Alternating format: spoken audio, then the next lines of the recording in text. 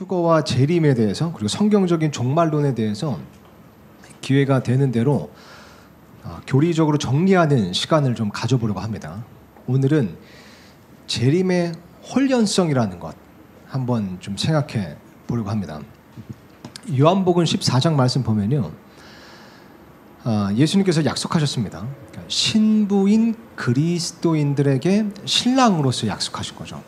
내가 아버지의 집으로 가서 너희를 위한 처소를 예비할 것인데 다 예비하면 너희를 데리러 오겠다 말씀하셨습니다. 그래서 거듭난 성도들은 예수님의 신부로서 신랑이신 예수님께서 우리를 데리러 오시기를, 그래서 다시 오시기를 기다리고 소망합니다. 이것을 디도서 말씀에서는 복된 소망이라고 부릅니다. 그러니까 가장 성경적이고 가장 궁극적이고 가장 건전한 소망인 거죠. 그럼에도 불구하고 이 복된 소망을 비웃는 사람들도 있습니다.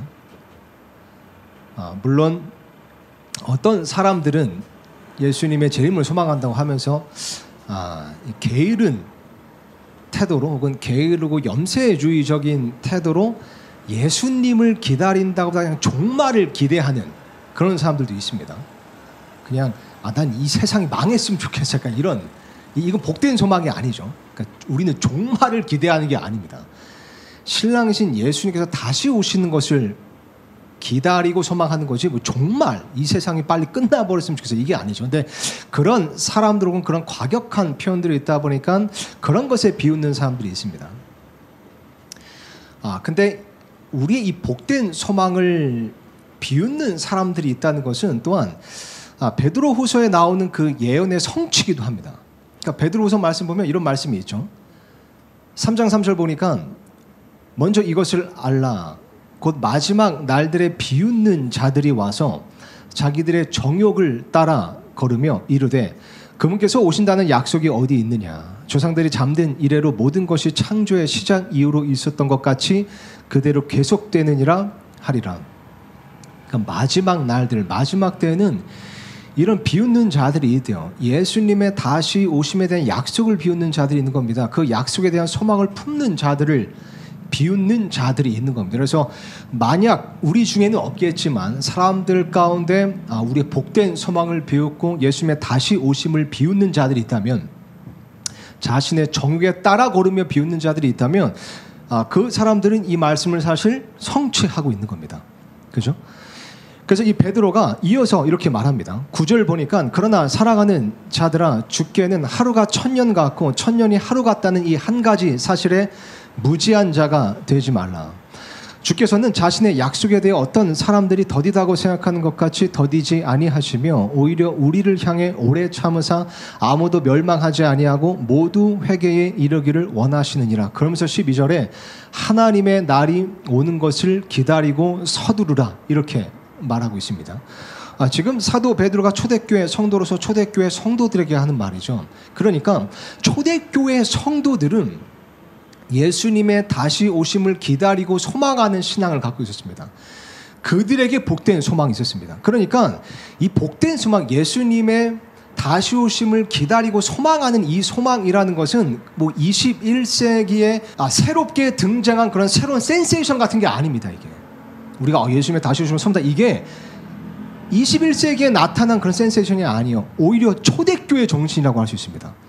초대교회 성도들은 이 소망을 누구보다도, 어느 시대에 있는 사람들보다도 간절히 갖고 있었습니다. 복된 소망을 갖고 있었던 거죠. 초대교회 정신입니다. 초대교회 정신. 실제로 이 초대교회 사람들은요,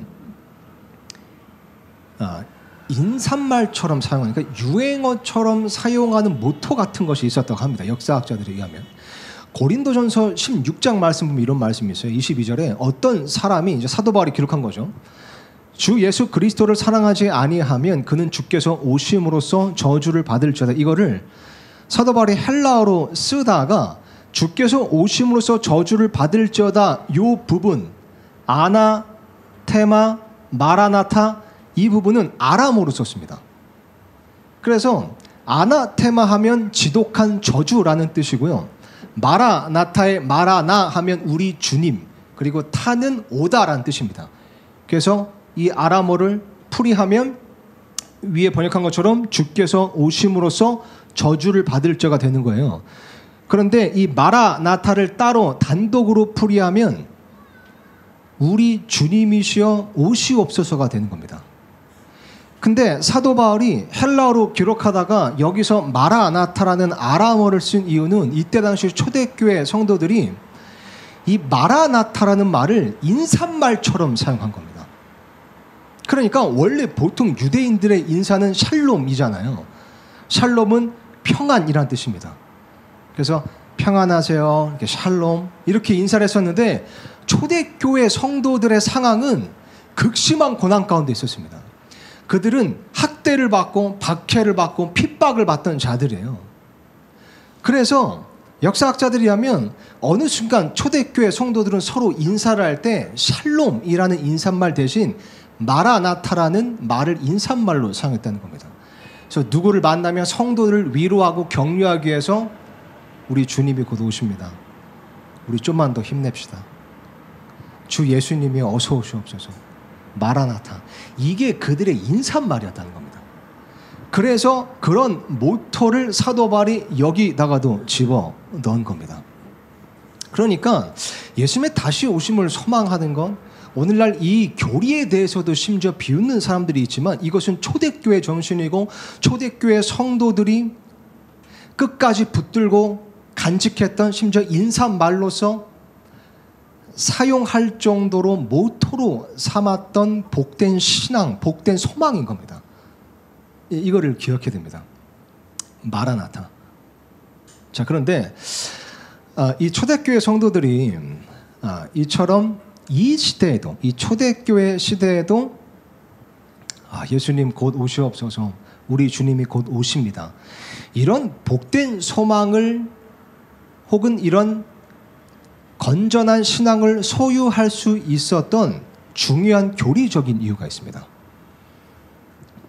우리는 그 교리를 소위 재림의 호련성이라고 부릅니다. 재림의 호련성. 그러니까 예수님께서 다시 오실 때는 호련히 오신다는 거예요. 예수님께서 다시 오시려고 나타나실 때 그분께서는 호련히 갑자기 예기치 않게 오신다는 겁니다. 이거를 재림의 호련성이라고 부릅니다. 이것을 다시 더 정확하게 정리하자면 이겁니다.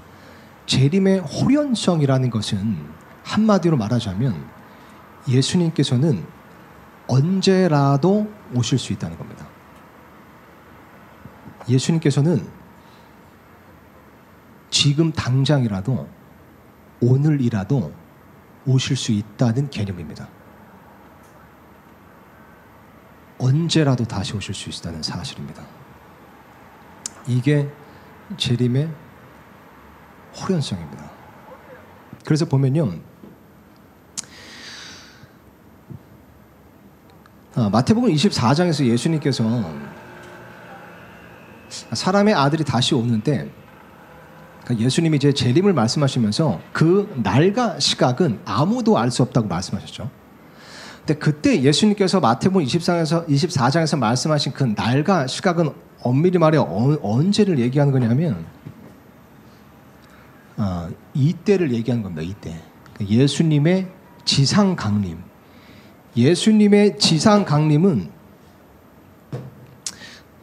그 날과 시각을 아무도 알 수가 없다는 겁니다. 그죠? 그런데 예수님의 지상 강림 전에 다니엘서 말씀 보면 남은 한 일에, 그러니까 7년 동안의 야곱의 고난, 우리가 소위 7년 환난기라고 부르는 기간이 있죠. 그 기간 끝에 예수님께서 지상 강림을 하시는데 그 날과 시각은 알 수 없다고 말씀하신 거예요. 그러니까 예수님께서 날과 시각을 알 수 없다고 말씀하신 게 사실 교회의 휴거의 날과 시각을 말씀하신 게 아니에요. 엄밀히 말하면 지상 강림의 날과 시각을 알 수 없다고 말씀하신 거거든요. 그런데 사실 날과 시각은 알 수 없어도 이 날은 대략 어느 때인지 환란기인 있는 사람들을 알 수가 있습니다. 그죠? 왜냐면 다니엘서 말씀 보면 9장에 요 7년 환란기가 시작되는 시점은 예언으로 기록되어 있어요. 27절에. 그러니까 짐승 그 적그리스도가 이스라엘과 언약을 체결하는 때입니다. 평화 조약을 맺는 때인 거죠. 그때 7년 환란기가 시작하는 겁니다. 그리고 3년 반이 지났을 때 언약을 깨트린다고 되어 있죠. 그리고 그 3년 반부터 그리고 그때부터 3년 반이 또 지나면 예수님께서 지상 강림하셔서 아마겟돈 전쟁이 있는 겁니다.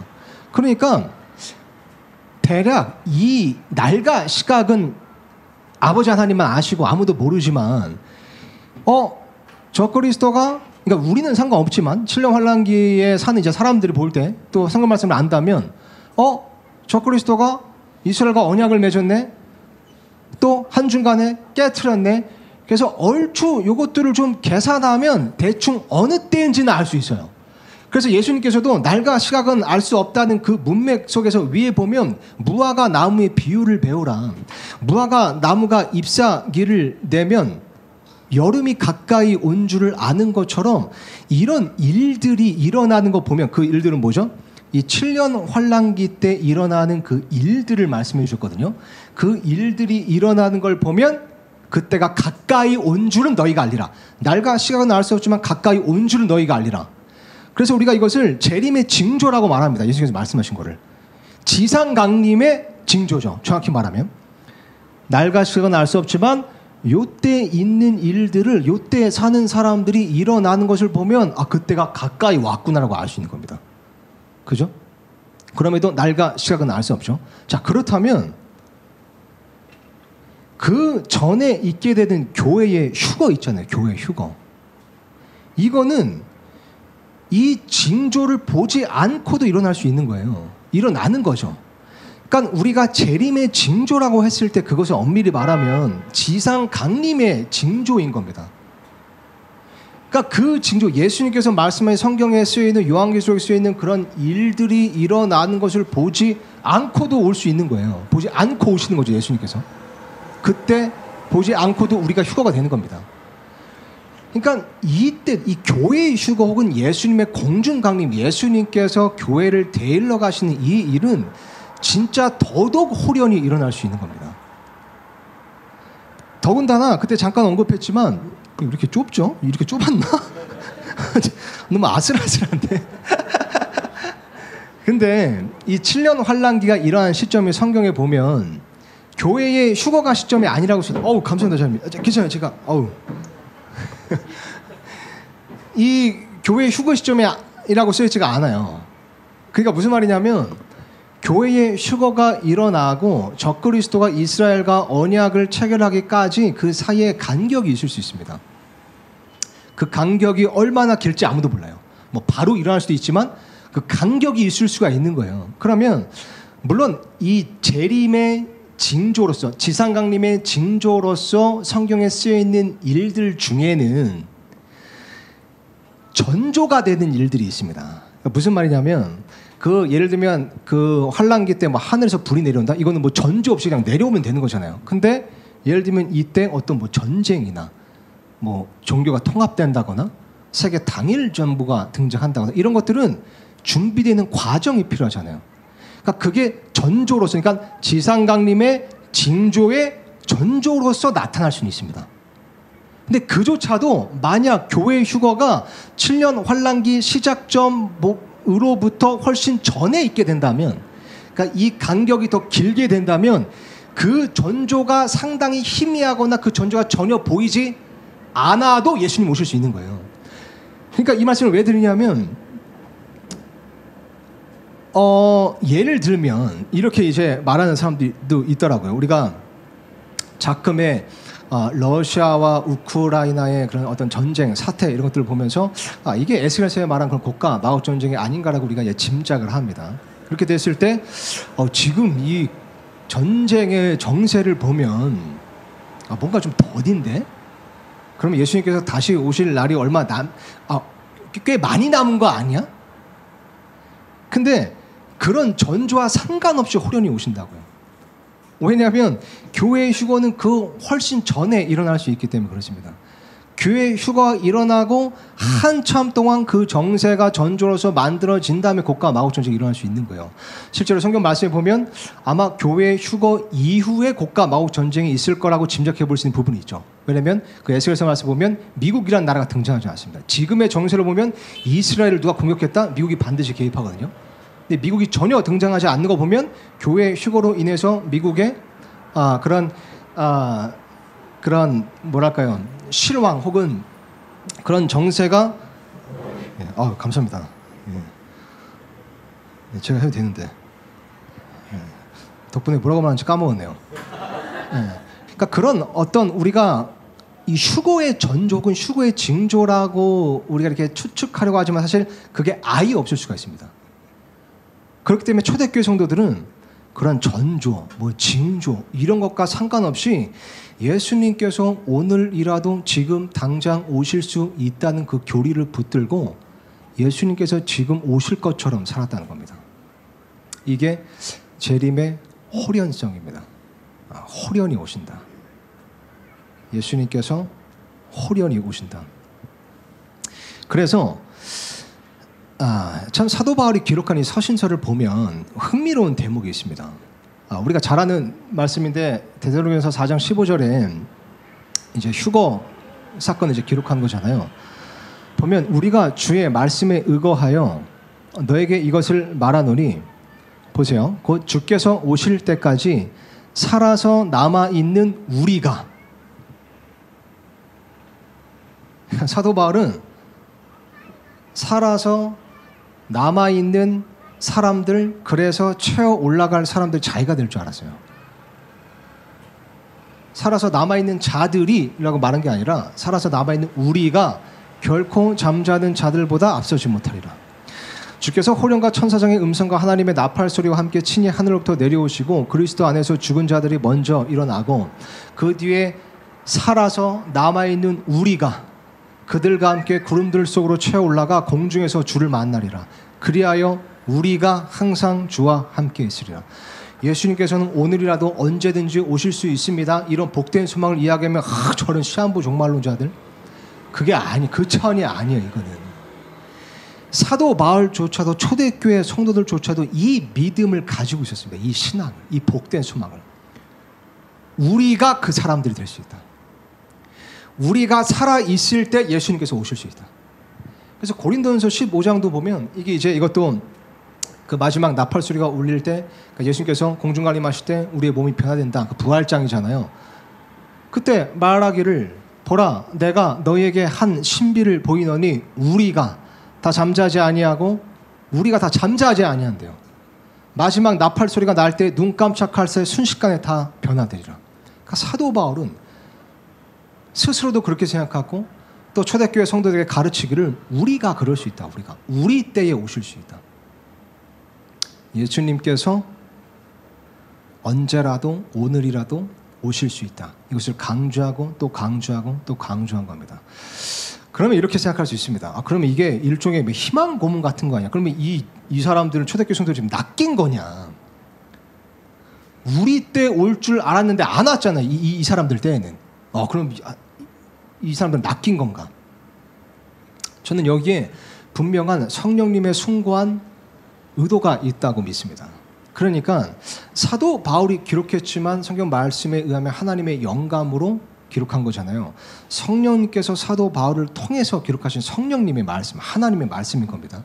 그러니까 하나님께서는 의도적으로 여기에 우리라고 쓰셨고 또 아까 데살로니가 전서에서도 살아 남아있는 우리라고 의도적으로 그렇게 기록하심으로써 이 성경을 읽는 사람들이 어느 시대에 살든 상관없이 내 때에 우리 때에 예수님께서 오실 수 있구나. 우리가 살아서 예수님을 만날 수 있구나. 언제라도 오늘이라도 예수님이 오실 수 있구나라는 이 재림의 호련성의 교리를 굳게 붙들고 그렇게 예수님이 당장에도 오실 것처럼 살기를 바라시고 의도하신 겁니다. 이게 굉장히 중요한 겁니다. 이게 왜 중요하냐면요, 두 가지 이유로 크게 볼 수 있습니다. 첫 번째는 이런 신앙, 이런 복된 소망이 우리의 거룩한 신앙 생활에 지대한 영향을 미치기 때문입니다. 그러니까 예수님께서 오늘이라도 지금 당장 오실 수 있다는 믿음, 그 신앙, 복된 소망을 가지고 있으면 내 삶 가운데 내가 어떻게 우선순위를 설정하고 정립해야 되는지 지대한 영향을 끼칠 겁니다. 그죠? 오늘 오실 수 있다고 생각하면 오늘 보내는 이 시간을 나는 더욱더 조심스럽게 신중하게 보낼 겁니다. 쉽게 예를 들면 이런 겁니다. 예전에 한번 이 예를 든 적이 있었던 것 같은데 좀 창피한 얘기지만 제가 어렸을 때 중학교 초반이었나 그랬을 때 게임을 되게 사랑한 적이 있었습니다. 컴퓨터 게임을. 그래서 컴퓨터 게임에 이렇게 빠진 적이 있었는데 그걸 이제 저희 어머니가 보시고 이건 통제해야겠다. 그래서 좀 이렇게 통제를 받은 적이 있습니다. 그러다 보니까 엄마가 이제 외출하시면 너무 좋은 거예요. 그때는 제가 이제 마음대로 게임할 수 있는 시간. 근데 이제 예를 들면 엄마가 이제 나가실 때 오후 1시에 나가는데 나 8시쯤 올 거야. 밤 8시. 이러면 7시 55분까지 게임을 할 수 있는 겁니다. 그죠? 마음 놓고 엄마는 8시에 오니까 그동안은 막 어질러도 돼요. 막 내가 먹고 싶은 거 다 먹고 그냥 껍질만 아무 데나 버리고 그러다가 한 안전하게 7시 50분쯤에 컴퓨터 끄고 집 좀 정리하고 한 55분쯤 이제 숙제 펴놓고 기다리면 되는 겁니다. 그죠? 근데 엄마가 대부분 그렇게 가시는 게 아니라 나 지금 나가는데 나 언제 올지 몰라. 나 일찍 올 수도 있고 늦게 올 수도 있어. 그럼 저는 막 간 거잖아. 힌트라도 달라고. 대략 언제쯤 힌트라도 달라고. 근데 몰라. 그러면 엄마가 언제 올 줄 모르게 돼. 당장이라도 올 수 있기 때문에 그 시간을 조심스럽게 신중하게 보낼 겁니다. 계속 내 방을, 집을 깨끗하게 유지한 상태로 살겠죠. 게임을 하다가도 지금 당장 오시는 거 아니야? 싶으면 절제하게 될 겁니다. 되게 이제 되게 소소한 예지만 하나님께서는 인간의 구조를 너무 잘 아십니다. 물론 그 이유만 있는 것은 아니지만 어떻게 보면 우리의 그 거룩한 신앙 생활 그것에 미치지 못하는 우리의 약함을 도와주시려고 그래서도 재림의 호련성 그분께서는 호련히 오신다고 쓰여 있습니다. 그 날과 시각은 아무도 알지 못하리라. 아무도 알지 못하리라. 그래서 보면요 성경 말씀에 특히 신약 성경에 예수님의 다시 오심에 대한 혹은 예수님의 다시 오심을 기다리는 소망에 대한 이런 기록이 있는 본문이나 구절들이나 대목에는 전부 다 항상 거룩한 신앙생활 그리고 정신을 차리고 깨어있는 것 기도하는 생활 그리고 인내하는 것 위로와 격려의 메시지가 반드시 들어갑니다. 항상. 그러니까 이 재림의 호련성이라는 것은 분명한 적용점이 있는 겁니다. 우리의 거룩한 신앙생활에 큰 영향을 미치는 겁니다. 그래서 이런 말씀드리죠. 보면 야고보서 말씀 보니까 그러므로 형제들아 주께서 오실 때까지 인내하라. 보라 농부가 땅에서 나는 귀한 열매를 바라고 이른 비와 늦은 비를 받을 때까지 오랫동안 그것을 위해 인내하느니라. 너희도 인내하며 너희 마음을 굳게 세우라. 주의 오심이 다가오고 있느니라. 그러니까 주의 오심의 다가옴에 대한 소망을 해서 그걸 끝나는 게 아니라 항상 적용점이 있습니다. 그러므로 너희 마음을 굳게 세우라. 인내하라. 히브리서 말씀 보니까 어떤 사람들의 습관과 같이 우리 함께 모이는 일을 패하지 말고 서로 권면하되 그날이 다가옴을 너희가 볼수록 더욱 그리하자. 요한일서 말씀 보니까 사랑하는 자들아 이제 우리는 하나님의 아들들이니라. 우리가 앞으로 어떻게 될지는 아직 나타나지 아니하였으나 그분께서 나타나시면 우리가 그분과 같게 될 줄 아노니 이는 우리가 그분께서 계신 그대로 볼 것이기 때문이라. 그분 안에서 이 소망을 가진 자는 복된 소망이죠. 다 그분께서 순결하신 것 같이 자기를 순결하게 하느니라. 이게 재림의 호련성의 목적입니다. 고린도전서 15장 말씀 보니까요. 그러므로 내 사랑하는 형제들아 너희는 굳게 서서, 이게 이제 부활장이잖아요. 마지막 납파할 수 있으면 공중 강림에 대한 대목.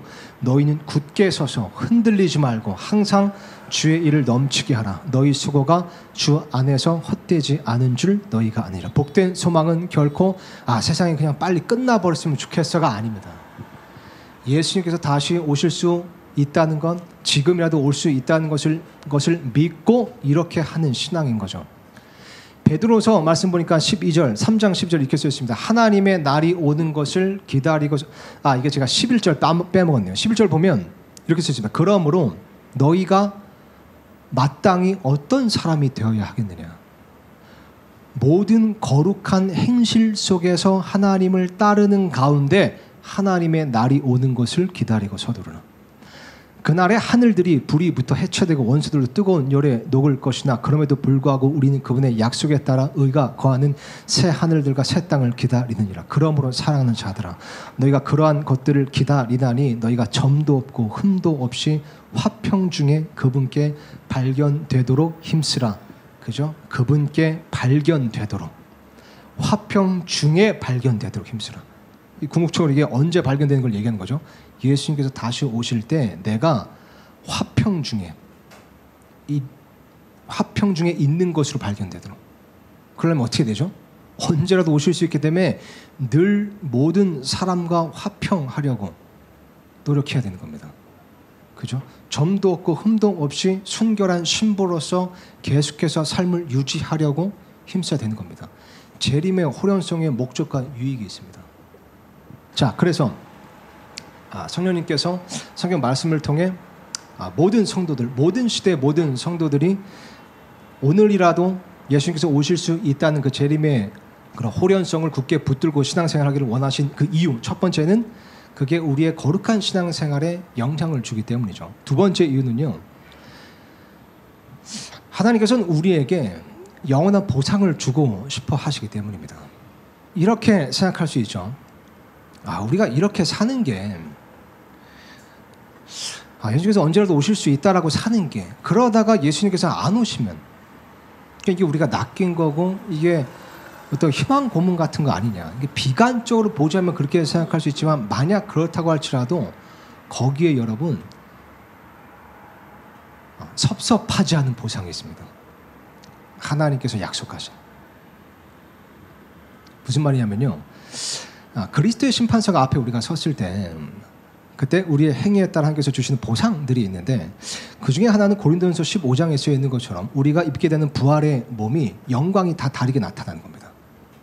그래서 짐작하는 바 어떤 사람은 더 빛나게 될 것이고 더 영광스럽게 빛나게 되죠. 그리고 또한 그 그리스도의 심판서에서 받게 되는 부가적인 특별상이 또 있습니다. 신약성경에 보면 5가지 왕관을 자격이 있는 자들에게 주신다고 쓰여있죠. 이것은 영광스러운 부활의 몸으로서 받는 보상 이외의 것입니다. 근데 그 5가지 왕관, 5개밖에 안 돼요. 심지어 15개도 아니고. 그 5개의 특별한 상인데, 5개의 왕관 중 하나가 예수님의 다시 오심을 소망하며 기다리며 사랑하는 자들에게 주시는 왕관이 있습니다. 그런 사람에게만 주시는 특별상이 있어요.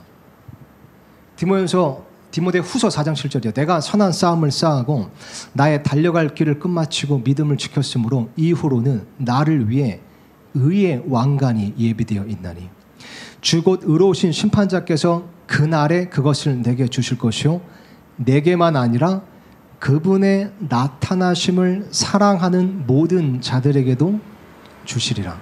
보니까 5가지 왕관 중에 의의 왕관은 예수님의 나타나심을 사랑하는 자들에게 주시는 겁니다. 예전에 이런 말씀 읽으면 이게 뭐가 대단하다고 의의 왕관까지 주시고, 여러분 왕관은 성경에서 영광을 의미하고 권능을 의미하고 통치권을 의미합니다. 왕관은 성경에서 어마어마한 거예요. 근데 왕관을 주시는데 그분의 나타나심을 사랑하는 자들에게 주신대요. 그걸 보면 다 예수님의 다시 오심을 다 사랑하고 다시 오심을 소망하는 거 아니야? 싶지만 난 세상이 빨리 끝나버렸으면 좋겠어 이런 사람들 제외하고 진정으로 예수님께서 오늘이라도 지금 당장이라도 언제라도 오실 수 있다는 그 믿음을 붙들고 그래서 내 거룩한 행실을 지키고 주의 일을 위해 힘쓰는 그런 삶을 살면서 예수님의 나타나심을 사랑하는 자들은 너무나 적다는 겁니다. 또한 어떤 사람들은 예수님의 나타나심을 사랑하는데 그 이유가 하나님께서 허락하신 고난 때문인 사람도 있습니다. 그 고난 가운데서도 인내하면서 예수님께서 빨리 오셔서 나를 이 고난에서 건져주시고 영원한 안식을 주셨으면 좋겠다. 그런 숭고한 믿음으로 기다리는 자들이 있는 겁니다. 그런 자들의 신앙은 결코 가볍지 않습니다. 그런 자들이 얼마 되지도 않고요. 그래서 하나님께서는 그분의 나타나심을 진정으로 그런 이유로 사랑하는 자들에게 의의 왕관을 주시는 겁니다. 그러므로 이 말씀을 드리고 싶었습니다. 만약 예수님께서 우리 시대에 다시 오시지 않는다고 할지라도요, 우리의 그 복된 소망은 결코 헛되지 않습니다. 진짜 꼭 반드시 오실 것 같아서 기다리는 게 아니라 설사 오시지 않는다고 할지라도 이렇게 사는 삶, 이렇게 사는 신앙생활, 이것이 의의 왕관을 나에게 가져다 주는 겁니다. 그러므로 결코 우리의 복된 소망은 예수님께서 진짜 우리 시대에 오시든 오시지 않든 헛되지 않습니다. 계속해서 그분의 다시 오심을 바라고 기대하고 소망하고 간절히 사모하는 것, 이것은 결코 헛되지 않습니다. 자, 그럼에도 불구하고 이것만 나누고 마치겠습니다. 우리는 그래서 초대교회 성도들처럼 재림의 호련성을 늘 생각하면서 살아야 됩니다. 그런데 우리는 조금 더 생각해 보면요, 예수님의 다시 오심의 그 호련성뿐만 아니라 어쩌면 재림의 임박성도 고려하면서 살아야 되는 좀 특별한 시대에 살고 있는 사람들인 것 같습니다. 다시 이거 보면요, 아까 이제 언급했지만 재림의 징조라는 것은 엄밀히 말해 예수님의 지상 강림에 대한 징조로서 7년 환란기 때 있을 일들입니다. 그죠? 그 징조와 상관없이 교회의 휴거라는 것은 훨씬 더 전에 올 수도 있는 겁니다. 그런데 아까 얘기한 것처럼 어떤 일들은 7년 환란기 때 일어나는 일들은 준비되는 과정이 반드시 있어야 하는 것이어서 그것이 전조로서 전에 나타나기도 합니다. 그 일들이 실제로 징조로서 일어나기 전에 전조로서 준비되는 과정이 보여질 수도 있다는 거죠. 그죠? 그랬을 때 생각해 보면 재림의 임박성, 예를 들면 이런 겁니다. 제 아내 생일이 11월 20일이에요. 크리스마스는 12월 25일이죠. 그러니까 크리스마스가 오기 한 달 전에 제 아내 생일을 했습니다. 그러니까 제 입장에서 크리스마스 이제 시즌이 되면 마트 같은 데 가면 이제 뭐 한 달 정도 이렇게 전부터 막 준비하잖아요. 막 크리스마스 관련된 막 상품 팔고 막 진열하고 이제 막 트리 같은 거 세우고 막 캐롤 틀고, 그죠?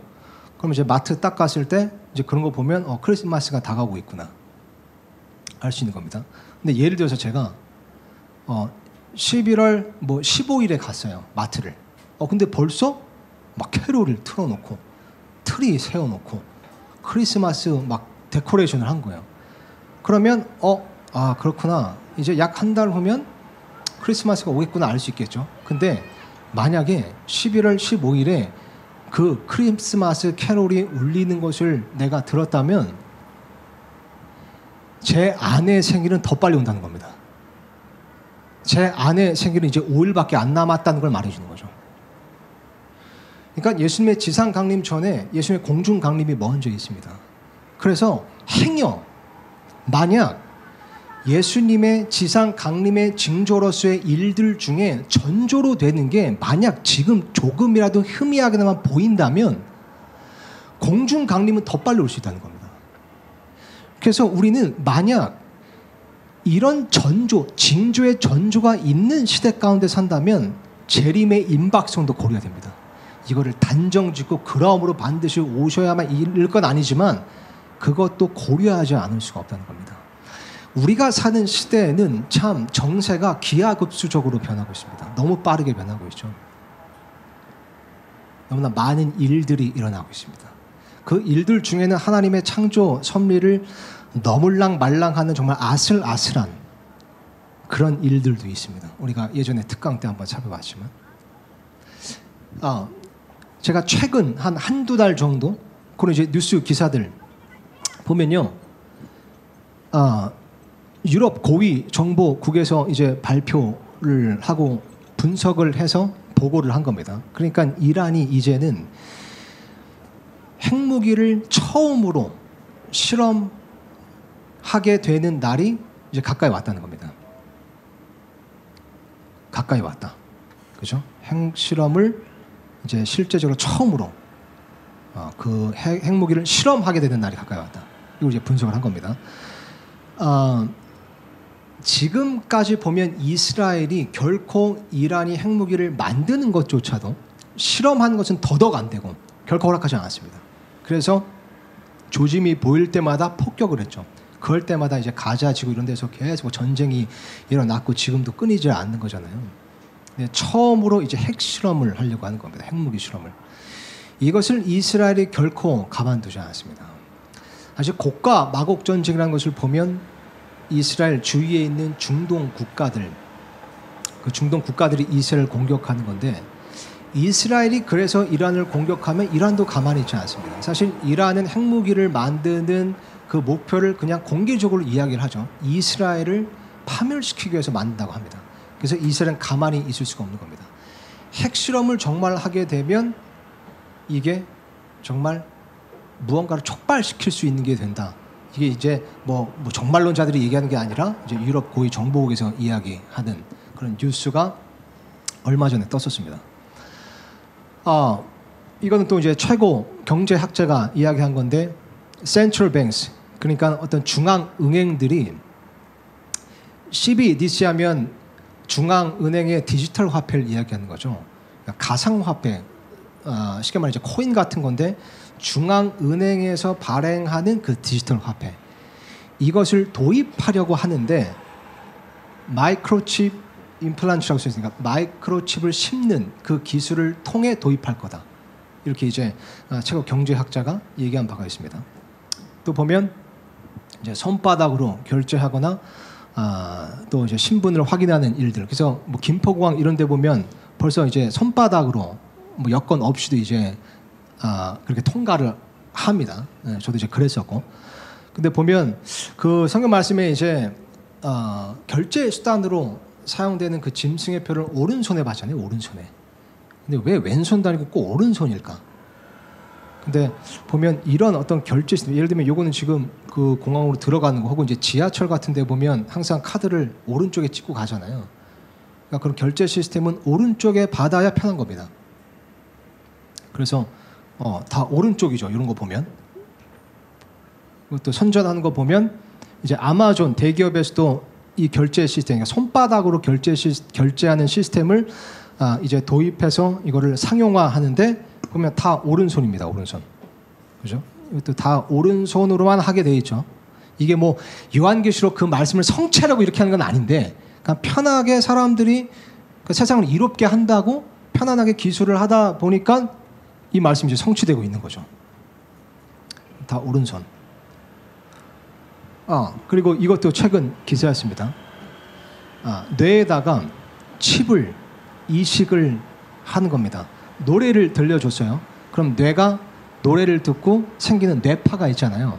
그 뇌파를 AI가 분석을 해서 어떤 노래를 들었는지 그 노래 리듬과 가사까지도 맞췄다고 합니다.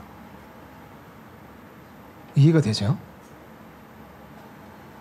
그 노래를 그 사람만 들었는데 반응하는 뇌파를 이 칩이 인공지능에 보내서 인공지능이 뭘 들었는지를 이걸 이제 거꾸로 역으로 이용하면 이 사람의 뇌에 어떤 생각을 집어넣을 수도 있다는 거잖아요.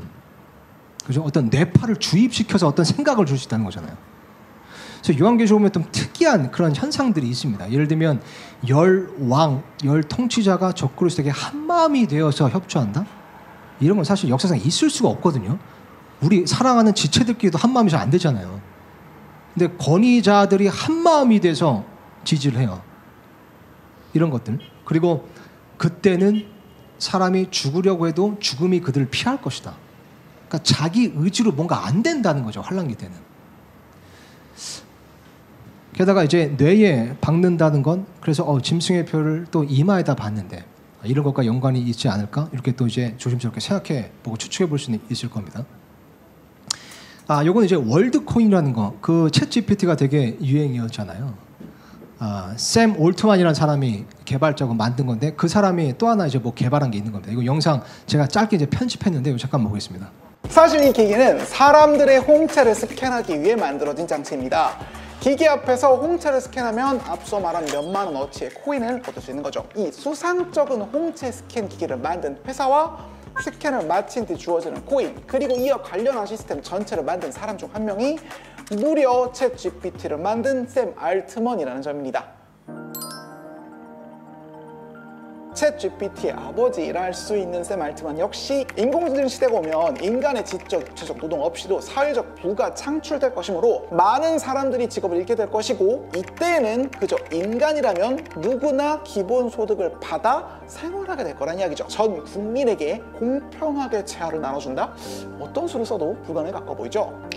바로 이런 상황에서 월드 아이디에 기반한 월드 코인의 시스템은 꽤나 매력적인 기술적 해결책처럼 보입니다. 블록체인 기술과 연동된 월드 코인을 중복됨도 모자름도 없이 홍채가 달린 인간 개개인에게 지급할 수 있으니까요. 언젠가 인공지능 시대의 기본소득을 제공하기 위해서는 인간이 인간임을 증명할 수 있는 도구와 그들에게 부여할 신분증과 함께 그들에게 재화를 나눠줄 시스템 모두가 함께 필요하기 때문에 알트먼은 이 셋이 결합된 시스템을 개발했다는 겁니다. 실제로 바로 이러한 이유 때문에 월드코인 측에선 전략적으로 신분증명 시스템이 발전하지 못한 지역, 특히 아프리카 지역에 오브를 가져다 두고 월드 아이디와 월드 코인을 홍보하고 있습니다. 이 시스템 자체가 완벽하게 잘 만들어진 이 오브라고 하는 기기에 매여 있다는 점입니다. 오브가 인정하면 인격 증명이 되고, 오브가 인정하지 않으면 인격 증명이 안 되며, 인증을 받으려면 오브가 활성화된 장소에 가야 돼요. 이러면 오브를 가지고 소유하고 있으며 오브에 대한 접근성을 가지고 있는 쪽에 엄청난 파워를 지니게 됩니다. 월드 아이디가 활성화된 미래 오브를 통제하는 이들이 악의를 품고 접근을 막거나 오브 사용의 대가를 요구하면 사용자는 여기에 대항할 방법이 없어요. 이를 막기 위해서는 한 회사가 오브를 독점할 수 없게끔 제작 방식을 공개하고 누구나 오브를 제작해 사용할 수 있게 해야 합니다. 실제로 월드코인 측에서는 오브의 제작을 오픈소스화할 준비를 하고 있어요.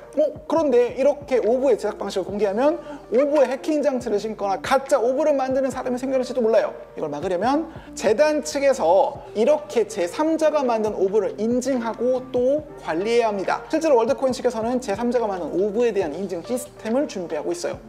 그런데 이러면 다시 처음의 문제, 오브의 중앙 집중화 문제가 제기되네요. 오브의 사용을 인증하는 쪽에 권력이 집중된다는 거죠. 결국 이 딜레마를 해결하려면 오브와 월드코인의 시스템에는 지금보다 더 강력한 신뢰를 가진 어떤 존재, 흔히 우리가 정부나 국가라 부르는 강력한 존재의 개입이 필요하다는 결론이 나올 수밖에 없습니다. 만 이 정부나 국가가 반드시 인간 사용자에게 친화적인 존재일지에 대해서는 또 여러 철학적인 이야기가 오갈 것 같습니다. 인간과 구별이 어려울 정도로 인공지능이 발전하게 되면 디지털 세계에서 인간이 스스로 인간임을 입증하기 어려워진다. 고로 인간만이 가진 특징인 생체 인증을 통해 인격에 대한 자격 증명 시스템이 필요하다는 대의 아래 거대한 생체 인증 체계를 구축 중인 샘 얼트먼. 여러분은 이 아이디어에 대해 어떻게 생각하시나요? 여러분은 생체 데이터 스캔을 통해 인간으로서의 자격을 증명받고 싶으신가요? 그리고 그런 인격 증명을 통해 기본 소득을 수령받는 것에 대해 어떻게 생각하시나요? 여러분은 이 시스템을, 그리고 이 시스템을 구축한 이들의 선의를 믿나요? 뭐 시간상 세세하게 제 느낌을 말씀드리기 좀 어려울 것 같고요. 어쨌든 보면 생체 인식, 그죠? 거기에는 이제 권력이라는 것도 분명히 어젠다가 있습니다. 혹은 있게 될 것이고요. 생체 시스템으로 결제하고 뭐 인증하고 이런 것들이 이제 편리하긴 하지만 이제 전문가들이 말하기를 거기에 이제 한계가 있다. 그러니까 위조의 한계가, 위조의 위험이 있다는 거죠. 예를 들어서 얼굴로 그렇게 인증을 한다면 그런 가면을 요즘에 이제 AI들이 그 3D 프린팅 기가 막히게 만들어내니까 똑같이 만들어내니까 사람이 이제 모양을 똑같이 만들어내서 실제로 그렇게 통과한 경우도 많고 AI가 그거 보셨어요? 아니 나중에 이거는 그 목소리를 똑같이 따라해요 AI가. 그러니까 제 예를 들어 설교를 들려주고 텍스트를 입력하면 제 목소리로 AI가 똑같은 목소리를 하는 겁니다. 그러니까 구별을 못해 구별. 그래서 이 영상 보면 재밌는 게 지금 제가 편집했는데 중간에 갑자기 이 사람이 쭉 나레이션을 하는 줄 아는데 어떤 부분은 AI가 한 거래요. 전혀 구별할 수가 없습니다. 그러니까 어떤 생체 인식 이런 걸로는 한계가 있기 때문에 이중 검증을 위해서 이제 칩을 인식하는 일이 있게 될 거고 그러면 정말 단지 손바닥뿐만 아니라 손바닥 안에 어쩌면 꼭 그렇다는 건 아니지만 어쩌면 그런 칩을 동반해서 그걸 결제하고 또 그걸로 인증하는 그런 수단인 그런 기술들이 만들어지고 있다 이런 걸 이제 볼 수가 있습니다. 마태복음 24장 아까 예수님께서 재림의 징조에 대해 말씀하실 때요 또 말씀하신 게 이런 게 있었습니다. 특히 이제 4가지를 말씀하셨죠. 기근과 역병과 지진과 전쟁들과 전쟁들의 소문. 근데 이 4가지는 재림의 징조이면서 고통의 시작이라고 말씀하십니다. 그러니까 재림의 징조로서 일어나는 사건들 중에 처음에 오는 것들이라는 거죠. 그렇기 때문에 이런 일들은 전조가 또 있을 수 있는 겁니다. 그렇죠? 그리고 오늘 뉴스 보셨겠지만 보면 또 모로코에 간진이 일어났는데 사망자가 2,000명이 넘는다고 합니다. 굉장히 가슴 아픈 일이죠. 130년 만에 최대 강진. 그래서 이런 것들이 종종 일어나고 있기 때문에 전문가들이 볼 때 이제 이례적인 일이다. 화산 때가 조산 때가 심상치 않다라고 이야기를 하는 겁니다.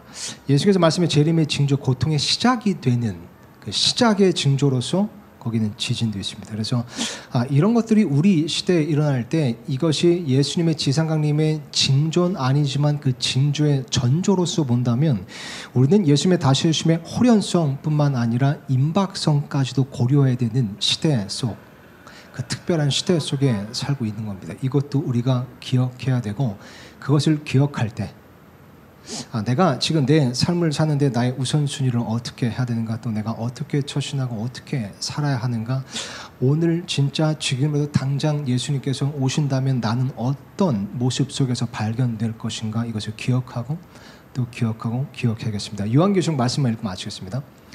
22장 7절 보니까요 예수님께서 말씀하시길 보라 내가 속히 가리니 이 책에 대언의 말씀들을 지키는 자는 복이 있도다.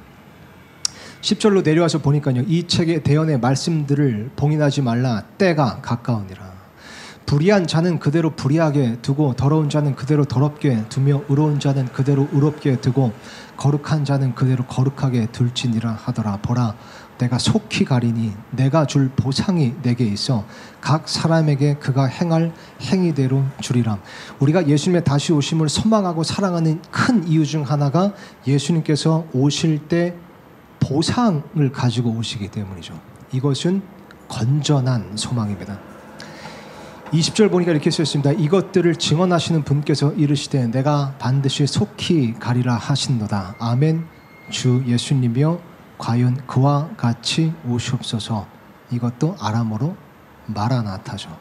그래서 마라나타의 신앙, 이 고백, 이 못된 소망은 결코 21세기에만 일어나는 어떤 종말론자들의 센세이션이 아닙니다.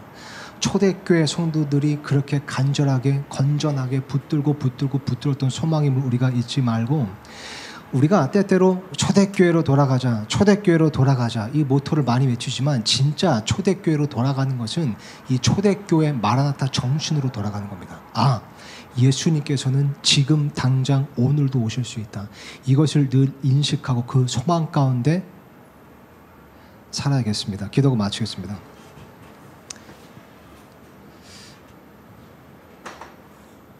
하나님 아버지 감사합니다. 우리가 이 세상 삶에만 소망을 둔다면 참으로 비참한 사람들인데 그럼에도 하나님께서 약속하시고 또 성경 말씀을 통해 분명히 보여주신 그 영원한 나라, 영원한 세상이 있다는 것들을 생각할 때 우리가 위로를 받습니다. 또 예수님께서 다시 오심을 약속하신 그 말씀을 붙들며 다시 오실 때 나를 위한 보상을 가져오신다는 걸 생각할 때 또한 위로를 받습니다. 아버지, 이 소망을 품고 이 위로를 받아 우리가 언제가 될진 모르지만 지금 계속해서 달리고 있는, 언젠가는 마치게 되는 이 선한 싸움, 선한 경주를 지치지 않게 해주시고 포기하지 않게 해주셔서 예수님께서 오실 때까지 인내하여 주님께서 주시는 그 보상, 그 영광의 보상을 우리 모두가 받을 수 있도록 도와주시옵소서. 이것을 위해 우리 모두가 정신을 차리고 깨어있기를 원하오니 세상 일을 하더라도 세상 일에 얽매이지 않게 해주시고 그럼으로써 나를 군사로 택하신 하나님을 기쁘게 하는 서울침례교 성도들이 될 수 있도록 도와주셔서 감사합니다. 이 모든 것을 예수님의 이름으로 기도드렸습니다. 아멘.